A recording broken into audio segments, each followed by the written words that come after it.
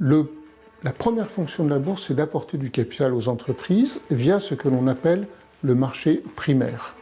Une entreprise émet du capital et met ce capital à la disposition des investisseurs via ce qu'on appelle une introduction en bourse, une IPO en anglais.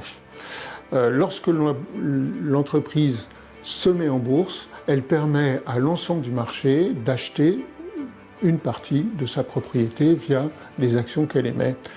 Ou alors ce sont les anciens actionnaires qui commencent à vendre, puisque le marché va permettre d'apporter de la liquidité aux investisseurs. C'est la deuxième fonction de la bourse, c'est le marché secondaire.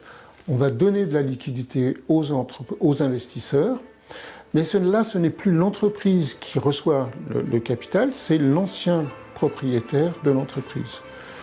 J'ai investi soit directement, soit via un fonds dans une entreprise. Je veux prendre de la liquidité, je veux acheter autre chose, un appartement ou une autre entreprise ou des obligations. Je vends mon action, mais l'entreprise ne touche pas d'argent sur le marché secondaire. C'est un autre investisseur qui va m'apporter le capital. Donc la bourse a deux fonctions.